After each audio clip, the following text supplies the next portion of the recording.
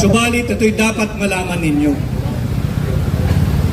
Ang puntirya nilang susunod ay si Vice President Inday Sara Duterte.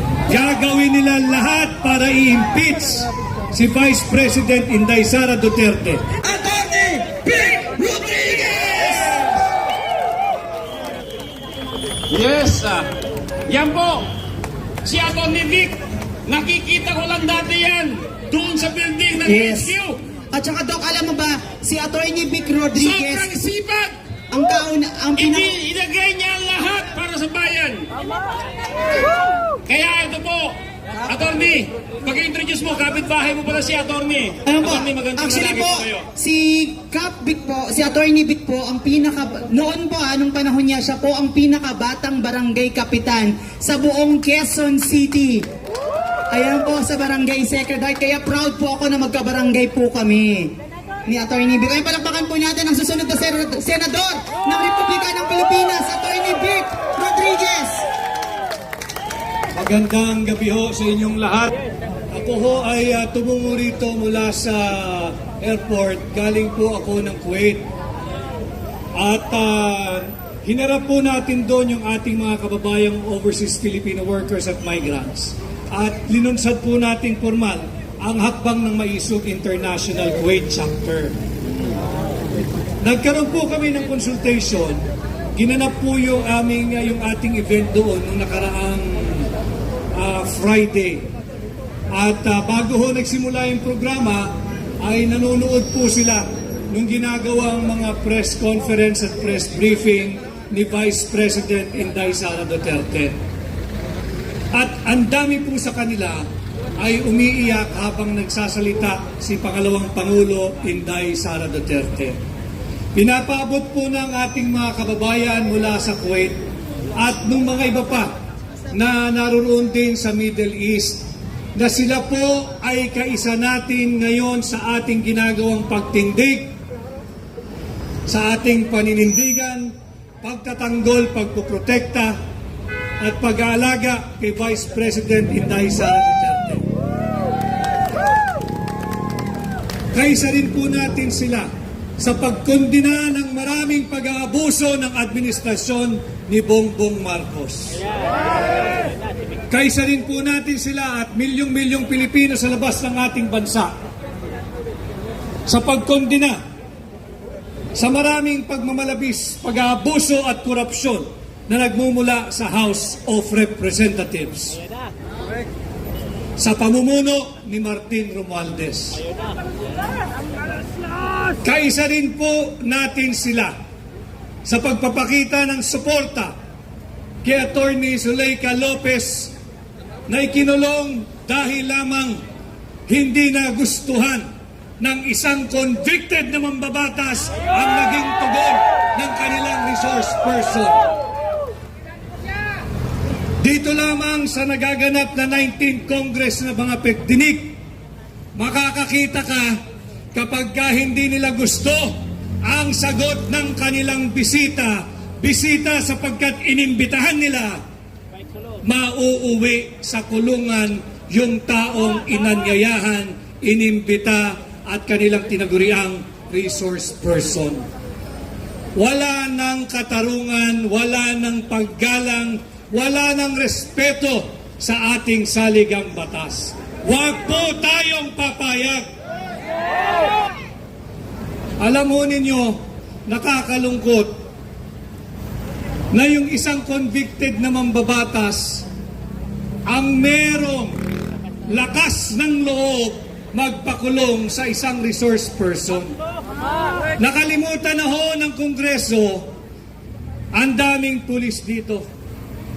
Nakalimutan na ho ng Kongreso na hindi nila trabaho gumawa ng isang criminal investigation. Hindi sila law enforcement body. Hindi sila tulad ng PNP. Hindi sila katulad ng Station Investigation Division. At lalong hindi sila katulad ng National Bureau of Investigation. Ang trabaho ng mambabatas ay gumawa ng batas, hindi maghanap ng butas sa tugon ng kanilang mga inimbitahan.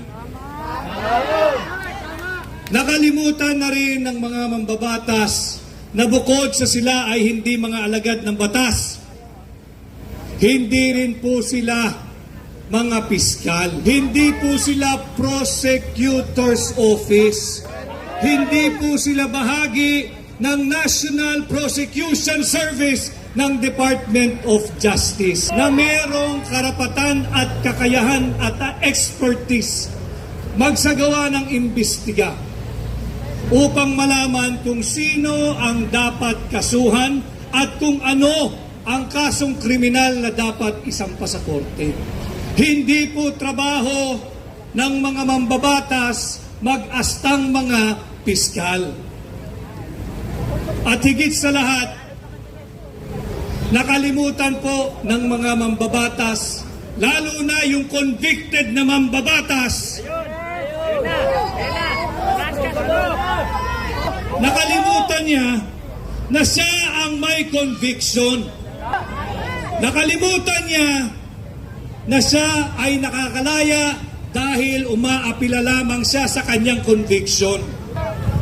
At higit sa lahat, nakalimutan niya at nung mga kasamahan niyang pilit tinatatawag na honorable na hindi sila trial body o trial agency. Hindi po sila korte upang magsabi kung sino ang guilty at hindi guilty. Hindi po sila korte para magbigay ng karapatang parusa na pagkakakulong kagaya ng ginawa nila kay Attorney Lopez. Ako'y natutuwa dahil nung isang gabi pa ay nanawagan na po tayo sa ating mga kapwa Pilipino at naririto kayo, pangalawang gabi tumutugon, basagin na po natin ang maling kultura ng pananahimik. Meron po tayong tinatawag na undeclared martial law. Ang pagkakaalam ko, gumagana ang ating saligang batas. At yung ginagawa natin ngayong gabi, bahagi ito ng ating karapatan na nakaukit at may garansya sa ating saligang batas na magtipon-tipon ng malaya at magkaroon ng payapang pagtitipon. Ang pagkakaalam ko, buhay na buhay ang ating saligang batas. Subalit bakit pagdating sa Kongreso, tinatapakan, sinasalaula, yinuyurakan nila ang mga karapatang pantao ng mga resource person. Sabi po sa Article 3, Section 1 of our Constitution, no person shall be deprived of life, liberty, or property without due process of law. May due process ba ang pagkakakulong kay Attorney Lopez? Meron bang due process na sa kadiliman ng gabi, walang kuryente, pinatayan din ng tubig, darating ang mga ilang elemento ng kapulisan upang pwersahin at pwersahang ilipat si Attorney Lopez mula sa House of Representatives patungo sa correctional facilities ng Mandaluyong? Wala! Ito ay malinaw na paglabag sa karapatang pantao. Nakalimutan din ho ng mga congressman natin, ng mga miyembro ng mababang kapulungan, yung Section 12, Article 3 of our Constitution. Malinaw po sa ating saligang batas na bawal ang force, intimidation, violence, or torture that will vitiate the will or will vitiate the consent. Yung pananakot na kapag ka hindi ka sumagot ng ayon sa aming kagustuhan, isa-cite ka namin in contempt. Yan po ay pananakot. Yan po ay threat. Yan po ay intimidation that vitiates the will, and that is unconstitutional. At bilang panghuli, tinatapakan pa rin nila ang karapatang pantao ng kanilang mga iniimbitahan sa Kongreso, partikular na ang Section 17, Article 3 ng ating saligang batas. Hindi po maaaring puwersahin ni numan ang kahit na sino na tumestigo laban sa kanyang sarili o laban sa kanyang sariling interes. Sa Kongreso, pag pinatawag ka at hindi gusto ang sagot mo, pipilitin kanila, susubuan kanila ng mga salita na gusto nilang lumabas sa iyong bibig kahit naman hindi iyon ang katotohanan. Kaya tayo'y patuloy na magsama-sama, manindigan at sumigaw ng sama-sama. Tigilan na natin yung maling uri ng ating pananahimik. Tanggalin na po natin yung maling kultura ng pananahimik. Meron po tayong tinatawag na undeclared martial law. Nagaganap na po yan. Kung ano-anong iniimbestigahan, sinasabi ay in aid of legislation. Kasinungalingan. Ang investigasyon nila ay in aid of political persecution. Wala na silang gawin araw-araw kundi siraan ang pagkatao ni dating Pangulong Rodrigo Roa Duterte. Masama ba pag ikay Pangulo, pangalagaan mo ang seguridad ng iyong bansa? Masama ba na kapag ikaw ay Pangulo, habulin mo ang mga drug lord? Masama ba pag ikaw ang Pangulo, maglungsad ka ng war on drugs? Bakit nila sinisiraan patuloy si Pangulong Duterte?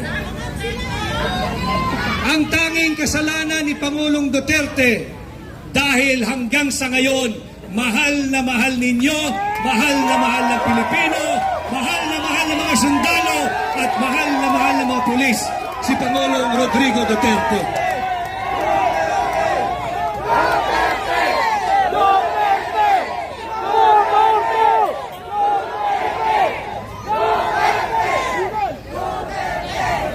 At dahil hindi sila magtagumpay,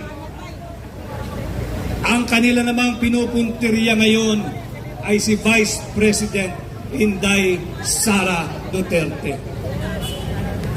I am not here to speak on behalf or to defend Vice President Inday Sara Duterte. Nakita nating lahat ang kanyang tapang, isang tunay na maisog. Babaeng tao pero marunong lumaban. Hindi kinahihinaan ng loob at patuloy pang tumatapang. Subalit ito'y dapat malaman ninyo. Ang puntirya nilang susunod ay si Vice President Inday Sara Duterte. Gagawin nila lahat para i-impeach si Vice President Inday Sara Duterte. Ang layunin ay palitan siya ni Martin Romualdez.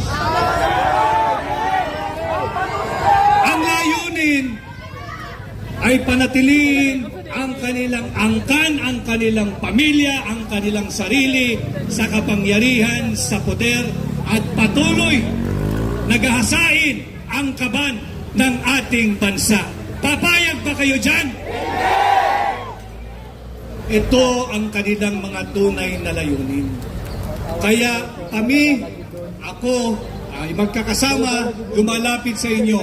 Atin pong protektahan at ipagtanggol si Vice President Inday Sara Duterte. Sapagkat si Inday Sara Duterte, siya lamang po ang sumisimbolo, kumakatawan at sumasagisag sa 32 million Filipinos na bumoto sa kanya. Nagkataon lamang na ang binoto ng 32 million Filipinos ay si Inday Sara Duterte. Bakit galit na galit ang administrasyon ni Bongbong Marcos? Dahil kagaya ng kanyang ama, mahal nating mga Pilipino si Vice President Inday Sara Duterte.